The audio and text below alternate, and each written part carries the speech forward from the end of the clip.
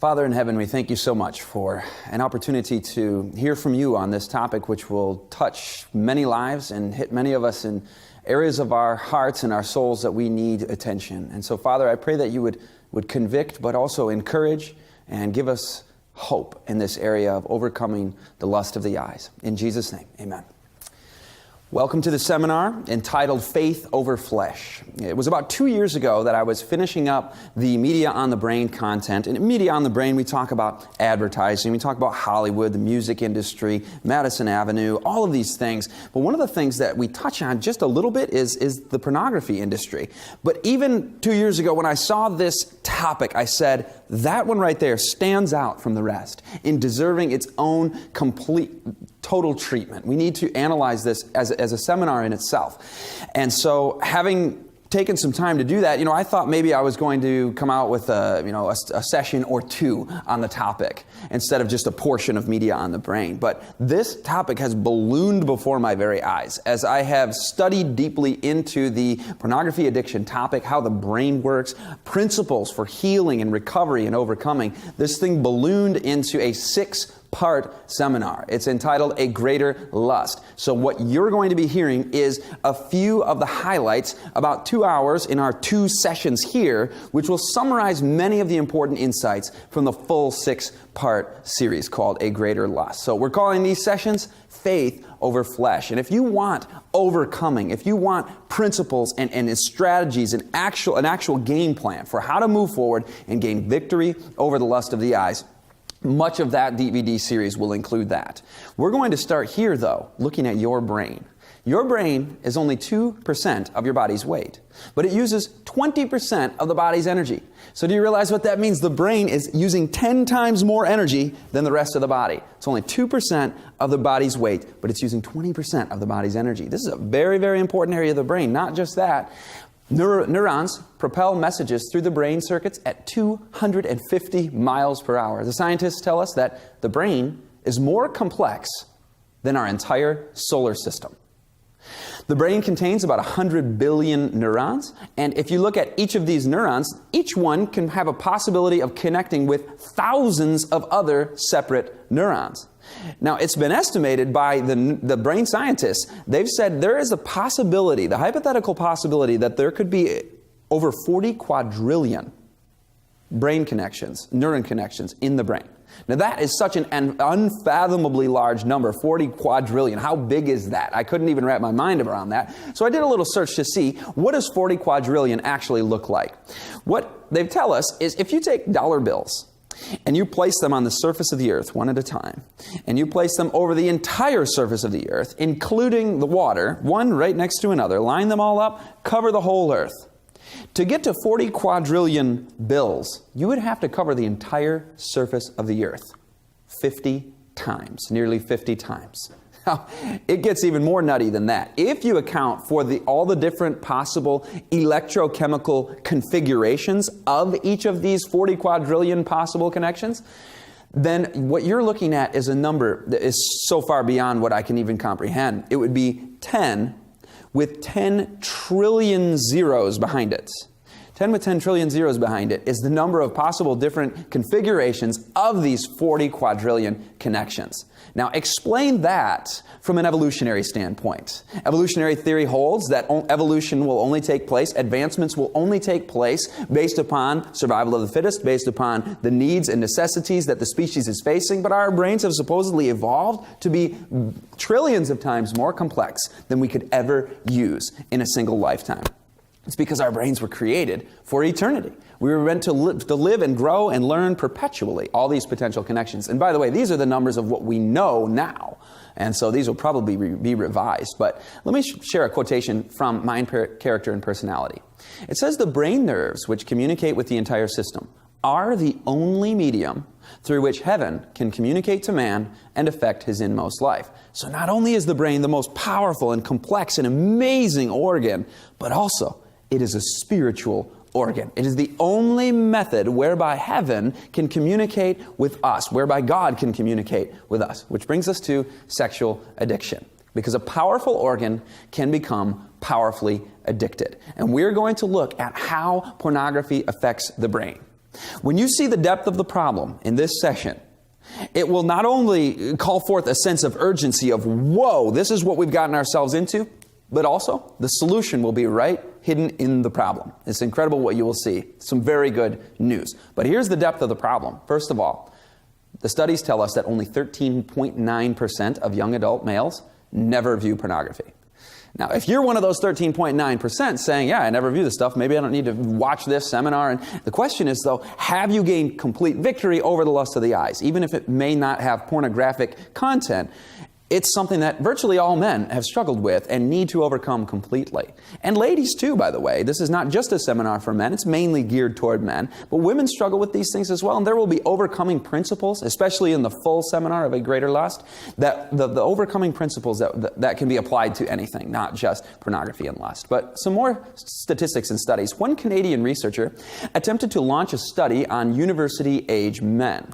What he found was that the study couldn't even go forward, because they couldn't find any college-age males who were not already using pornography. Now, he only overstated it slightly when he made this statement. He said, guys who do not watch pornography do not exist. Now, that's a slight overstatement, but the numbers are so overwhelming, they couldn't find anybody.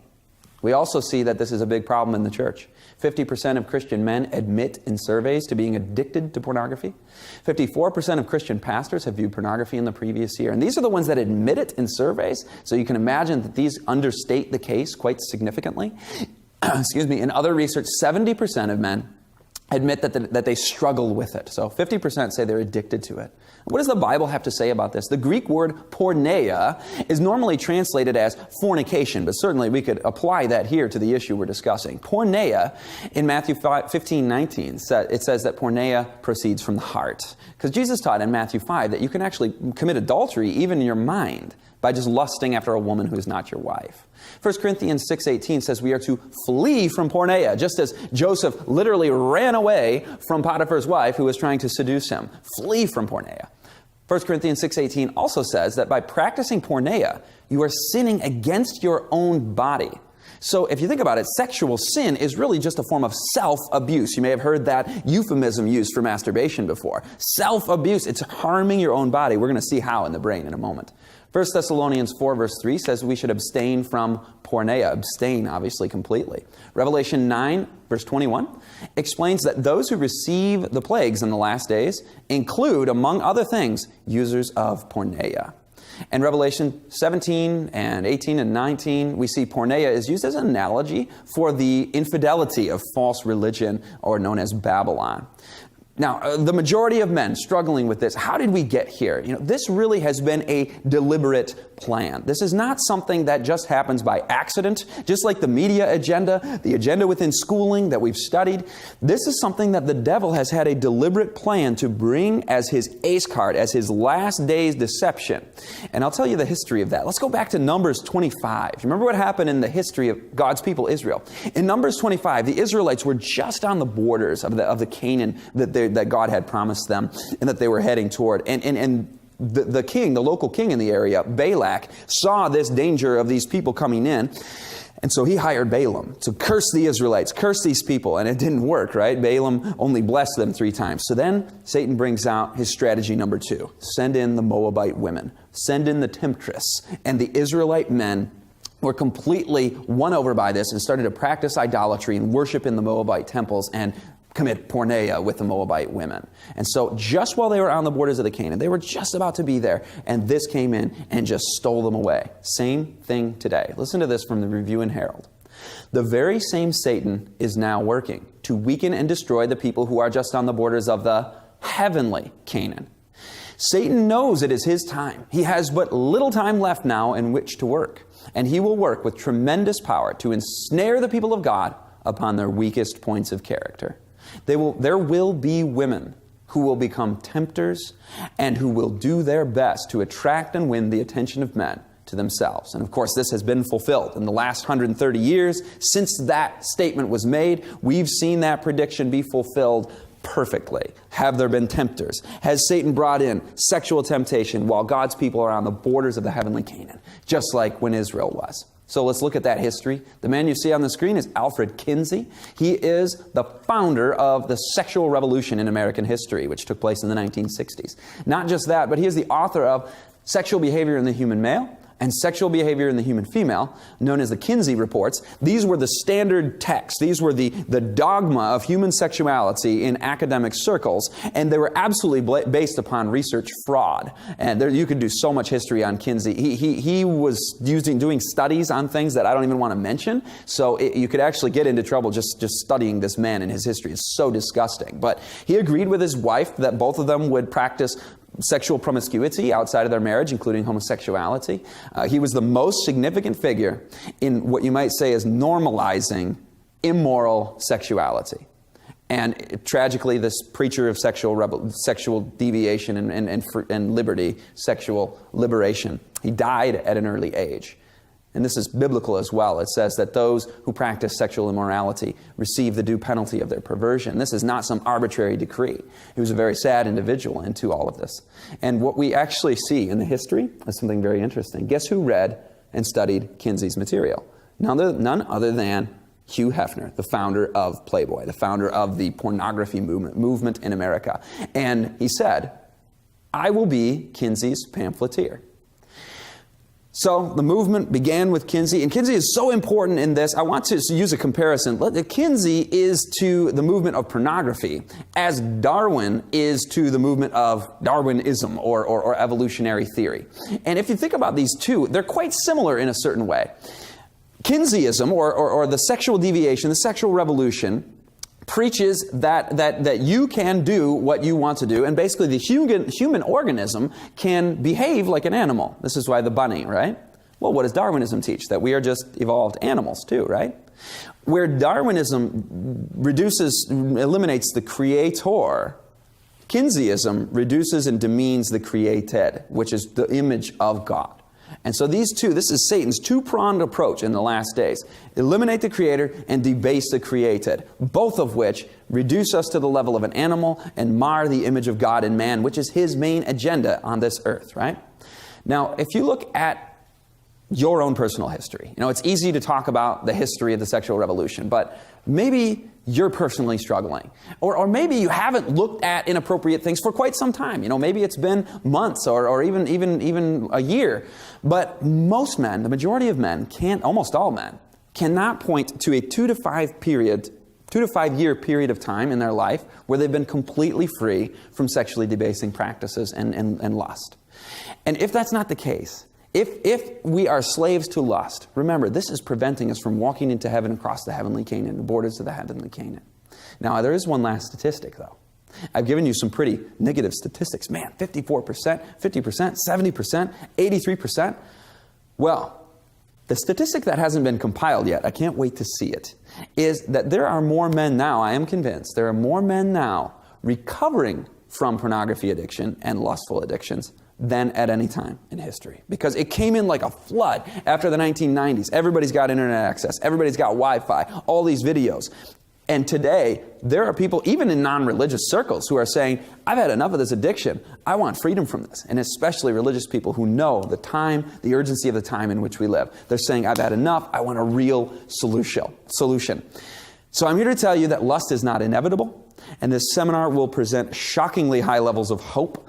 So not just the lurid statistics and the depressing reality of the status quo. As an individual, forget about the statistics. You can be freed. So let's move forward. Why is it so hard to stop? You've probably tried hard to stop. Maybe you don't even believe in doing these sins. You don't want to be doing these sins, but you just can't help but do it, it feels. And the reason for this is that there have been actual structural changes in the brain through repeated pornography use, repeated masturbation. You see in Mind, Character, and Personality that moral principle is exceedingly weak when it conflicts with established habit. So you can have moral principles that are as solid as a rock. I believe in perfect purity. But if you have established habit, you know what? Those principles become weak. And I'll show you why in the brain. What you see on the screen is a SPECT scan of a normal brain. SPECT means a single photon emission computerized tomography. Take a look at the normal brain versus the pornography addicted brain. you can actually see visible damage and weakened areas of the brain that are less functioning or not functioning entirely, particularly in the frontal area. Now we're going to show you from the bottom of the brain. That's the bottom, and that's a cocaine addict. See all the holes and damage, and man, this brain's really had a number done on it. That's a pornography user's brain from the bottom. Even worse than a cocaine addict. The Apostle Paul in 1 Corinthians 6:18 says that he who sins sexually sins against his own body. This is what we're seeing, actual damage. You know, in 1 Corinthians 3:17, when it says that if you destroy the temple of God, that you are going to be destroyed, this is that in action. It is being destroyed through these behaviors. That's why we use the word addiction. We use the word addiction because it is a real addiction. Dr. Jeffrey Satinover says, modern science allows us to understand that the underlying nature of an addiction to pornography is chemically nearly identical to a heroin addiction. Wow. The way the brain reacts to pornography is nearly identical on a chemical level as a heroin addiction. Also, we read from Dr. Judith Reisman that pornography triggers a myriad of endogenous, internal, natural drugs that mimic the high from a street drug. Addiction to pornography is addiction to what I dub erototoxins, mind-altering drugs produced by the viewer's own brain. And somebody might say, you know, I haven't viewed it in a long time. It's been like 9 months. And you know what? Over the past few years, maybe 3 or 4 times. Do we say that about heroin or cocaine? You know, pornography is not healthy in any dose. And this is so drug-like, it's mimicking exactly what a drug does in your brain. And if you allow the devil to have that little toehold in your life, just you know what, I've only seen it it's not a big problem for me. It's not a big habit. It's only the occasional thing. You know what? Numerous studies have shown that pornography's ability to totally, what the scientists call hypnotize, totally enrapture and capture the mind, overwhelming the ability to make wise decisions. This stuff is not something you want to mess with, because if he gets that toehold in your life, he'll dig right in. And you become completely captive to these images. By the way, the book Adventist Home uses the term witchcraft to describe lust or licentiousness. It's a species of witchcraft. It's bewitching in a very real sense. And this is why we read that the controlling power of appetite will prove the ruin of thousands. So this could be the appetite for food, or it could be the appetite for sexual things. This is the fleshly lust. Let's read on. It will prove the ruin of thousands when, if they had conquered on this point, they would have had the moral power to gain the victory over every other temptation of Satan. But those who are slaves to appetite will fail in perfecting Christian character. The continual transgression of man for 6,000 years has brought sickness, pain, and death as its fruits. And as we near the close of time, Satan's temptations to indulge appetite will become more powerful and more difficult to overcome. Was that prophecy fulfilled today, or what? Are Satan's temptations of food and sexual lust more difficult to overcome today? He's gotten very sophisticated. So we're going to look deeply into the brain now. Let's describe the actual neurological process of lust. You may have heard of the process of stress. It's called the stress cascade. We're going to call this the lust cascade, okay? The first thing about the brain that happens with a sexual desire takes place in the hypothalamus. This area is a hardwired area of the brain. That's the drive centers of the brain. So the desire for food, for water, for sexual desires, all are rooted right there in the hypothalamus. By the way, isn't it interesting that Jesus said that at the time before the flood, men were marrying, eating, drinking, and marrying and giving in marriage. Eating, drinking, and sexual things, which is part of the marriage, right? And these were intemperate marriages. These were the daughters of God, the sons of God were looking at the daughters of men. Ooh, we like them. And so they were marrying based upon their personal preferences and their desires rather than what is wise and proper. So sex, food, and drink. That's what was going on before the flood. And then Jesus says in Matthew 24, as in the days of Noah, so also will it be at the coming of the Son of Man. Men were eating, drinking, marrying, and giving in marriage. Why does he mention those three together? Well, we now know scientifically. The hypothalamus is that internal drive center that says, that's good, that's good, that's good. And by the way, these are survival things, and sexuality is a part of, procreation, a part of God's design for intimacy. So these things aren't bad in themselves. But if they are controlling desires, if they are like they were at the time of the flood, intemperate, then we have a problem. But here's the thing. The desire itself is not bad, sinful, wrong. It's hardwired in the hypothalamus, okay? So don't go, oh, why am I attracted to members of the opposite sex? Or why do I look at food and want to eat it when it's not mealtime? You know, it's the initial desire is not sin. It's what we do with that we're going to look at the whole lust cascade process. But just remember, the hypothalamus, God has given this to us for a reason. He wants us to enjoy good food. He wants us to practice sexuality in its proper context and enjoy the wife of our youth. But here's where we go from there. Once the eyes lock on to an image, the first place that image stops is called the LGN. So when you see that billboard, you see that image, that magazine, that screen, the image on the computer, within the thalamus is the LGN. This is also hardwired and not very plastic. By the way, by plastic we mean changeable. We mean the neurons can be rerouted and you can gain some self-control. Not so with this very, very first area. This is a part of the experience within the brain that says, that's good. It's kind of like when you see that tasty dessert, right? The initial, you notice it. Of course you're going to notice it, right? And there's nothing wrong with that. The brain says that's good, but then you get to decide what happens next. And that's in the visual cortex, the occipital lobe. So step 2, after it stops along the LGN as a stopping point, this is where we process the image visually. Actually, right in the back of the brain here is the occipital lobe, and the eyes take that image in, or you imagine it. If you're imagining it, it's the same thing. You're visualizing or you're seeing. There's occipital lobe activity. This is a place where we can have some control, isn't it? Because you can choose. You know, that millisecond moment where the hypothalamus, the thalamus, and the LGN go, that's good. You can choose to say, oh yeah, it is good, and I want to continue to behold things that are not healthy and reasonable and right and beneficial and God-glorifying. Or you can bounce those eyes right at this point. We'll get more onto that in just a second. But once you're engaged now, once you've got the occipital lobe going off and you're enjoying and delighting and beholding this image, the lust cascade is in gear. It's kind of like the gas pedal has been pressed on your car and you're heading right down a highway and there are high containment walls on each side of that highway. That's the neural pathway in your brain that is going on. And there are a few off-ramps from this highway, by the way, but you've gotten on and you're hitting the gas pedal. Now the brakes, let's use the analogy, okay? The brakes are the prefrontal cortex. The prefrontal cortex is where you can make the decision to say no to something. The prefrontal cortex is where you can control impulses. Now here's the amazing thing, back to the slide. The physiological process that is engaged, if you're going down the lust cascade, the heartbeat increases to 100 beats per minute. At that point, your prefrontal cortex shuts down. Cortisol and norepinephrine have been released and you are in survival reactive mode. So that's why I say it's like a highway with very few off-ramps, because you are just, boom, zoned in, and the primitive centers of the brain, these more deep emotional desirous centers are just engaged and on fire, and the occipital lobe is taking it all in. 100 beats per minute is the point where the prefrontal cortex starts to shut down. So the heart rate goes up, and then something else is happening. When you are viewing this material or viewing an image, even just for a couple of seconds, it releases testosterone into the bloodstream, which is priming the body for sexual action. Now, the real unfortunate thing about this is once you've taken that few seconds to entertain that thought or view that image, the testosterone release has happened, and it takes a while for this wave of testosterone to subside. So if we're inviting these things, we're just getting this wave after wave, a tsunami of testosterone. It's going to be more likely leading to sexual misbehavior because we've invited this upon us. Step 4, as you've beheld that image or thought for more than that millisecond, the drive tension of the hypothalamus increases, and this causes an extremely important step. What's called the amygdala is agitated.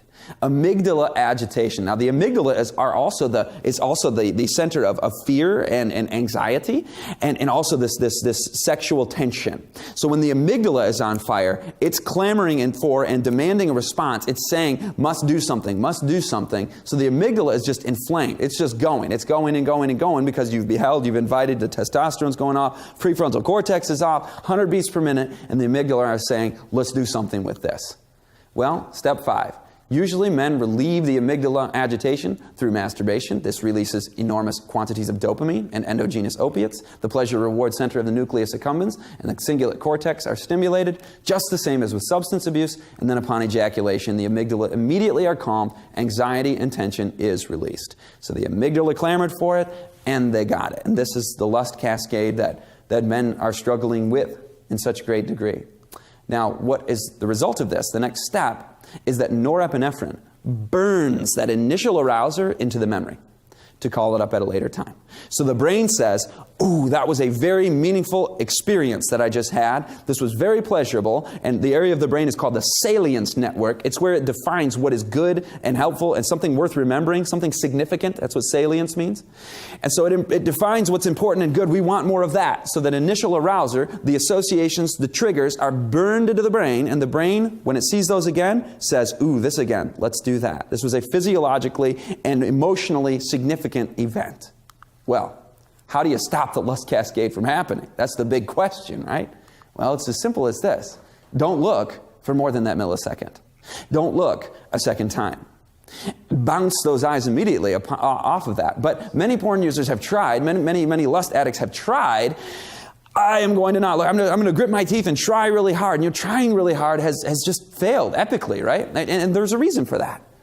I want to do a little experiment with you right now. Try not to think about a donkey with a pink ribbon in her hair. Now, that's a silly example because now everybody has the image of a donkey with a pink ribbon in their hair. So if you say, I'm going to try not to think about something, you're thinking about that something, right? Jesus said that if a demon is cast out of a man and the house is not filled, if it's just swept clean and put in order, the demon will get 7 more demons more wicked than himself and go and occupy that house. So the message is, be sure to fill the mind with other things. Be sure to bounce those eyes and reflect upon something high and holy, to do other things physically, to try not to think about it. In fact, if you're trying to overcome a habit of any kind, an addiction, don't view it so much as, I am going to stop doing this. If you view it as ceasing doing something, then the something is what you're still thinking about, right?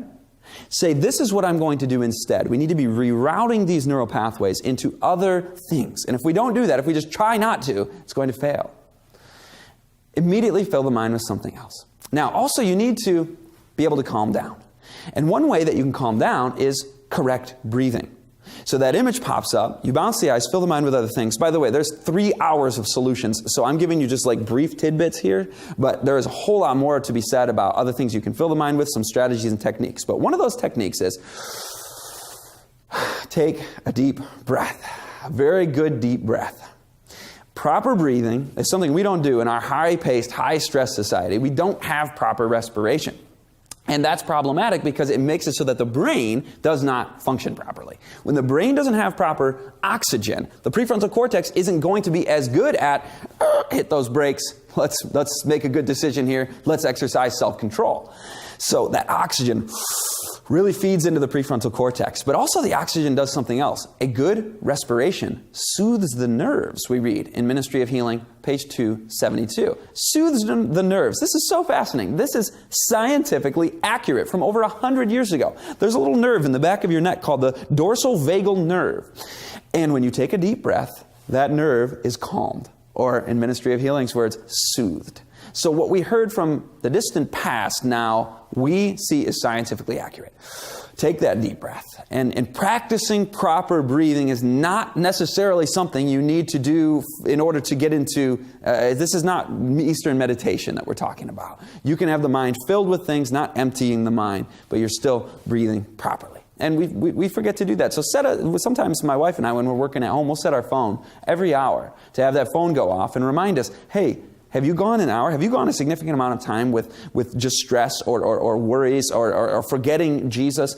Spend some time in prayer. Don't make sure you don't go an hour without any thoughts of God. And so if you have those times of prayer, use those times also to make sure that you are breathing properly and getting that good oxygen in, okay? And this is not New Age meditation, but this is something very physiological and spiritual as we contemplate God and think about Him. So addiction is about the structural change in the brain that has taken place. And if that's the case, the key to freedom then will be to have new structural change, new pathways to replace the old. Now that's just a little window into a bunch more that I have on solutions on A Greater Lust. But let me give you a quotation from Dr. Struthers in his book, Wired for Intimacy. He says, if this corrupted pathway can be avoided, a new pathway can be formed. We can establish a healthy sexual pattern where the flow is redirected toward holiness rather than corrupted intimacy. By intentionally redirecting the neurochemical flow, the path toward right thinking becomes the preferred path and is established as the mental habit.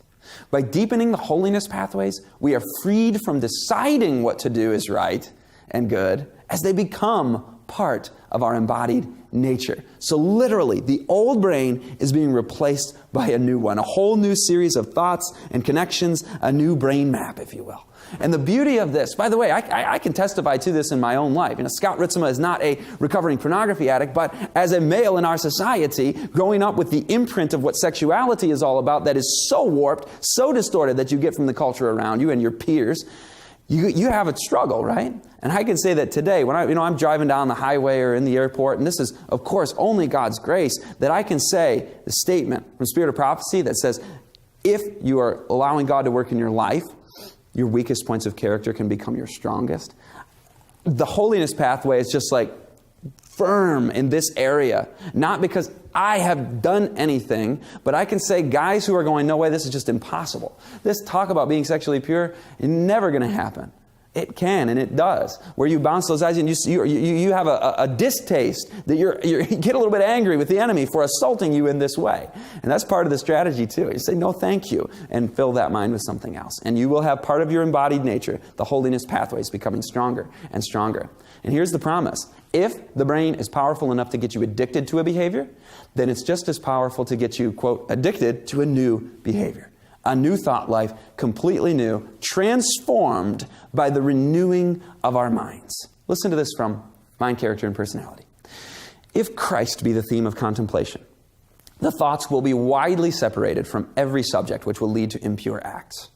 The mind will strengthen by dwelling upon elevating subjects. If trained to run in the channel, that's an interesting phrase, by the way. Run in the channel. This is neurologically accurate. Now, we know that there are channels or pathways, neurological circuits within the brain. Back to the quote. If trained to run in the channel of purity and holiness, it will become healthy and vigorous. If trained to dwell upon spiritual themes, it will naturally take that turn. But this attraction of the thoughts to heavenly things cannot be gained without the exercise of faith in God, as an earnest, humble reliance upon Him for that strength and grace, which will be sufficient for every emergency. Another quote from Mind, Character, and Personality, we read, all are free moral agents, and as such, they must train their thoughts to run in the right channel. The first work of those who would reform is to purify the imagination. Our meditations should be such as will elevate the mind.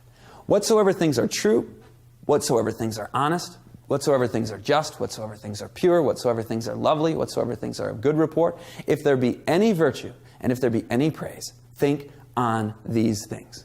Here is a wide field in which the mind can safely range. There's a lot of freedom of the mind. God said to Adam and Eve, you can eat from any tree in the garden. Just that one, watch out for.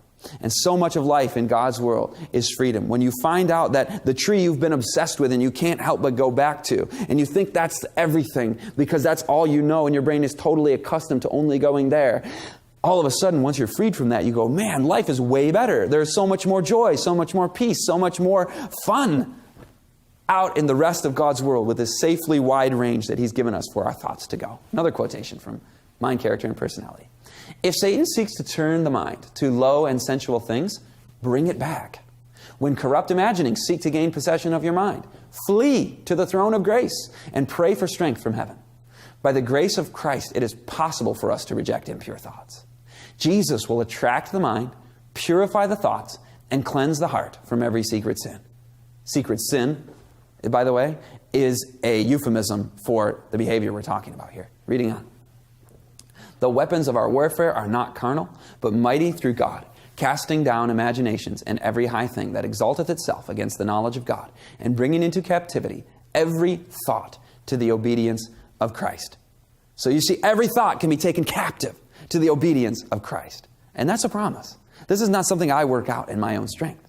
The Bible says in 1 Corinthians 10:13 that God will not let you be tempted beyond what you can bear, but He will provide a way out. We also read from Romans 6:16, do you not know that to whom you present yourselves slaves to obey, you are that one's slaves whom you obey, whether of sin leading to death or of obedience leading to righteousness. So you could actually be a slave to righteousness. I want to be impulsively obedient. I want to get to the point where when I am doing the Lord's will, I am but carrying out my own impulse. And since our minds are so habituated, so habitual, so prone to habit, good or bad, that is good news for greater victories, for a more habitual obedience. Now I want to show you something on the screen right now. You see a healthy control group on the left and a drug abuser brain on the right. Notice the middle part of the healthy control group, the dark orange portions.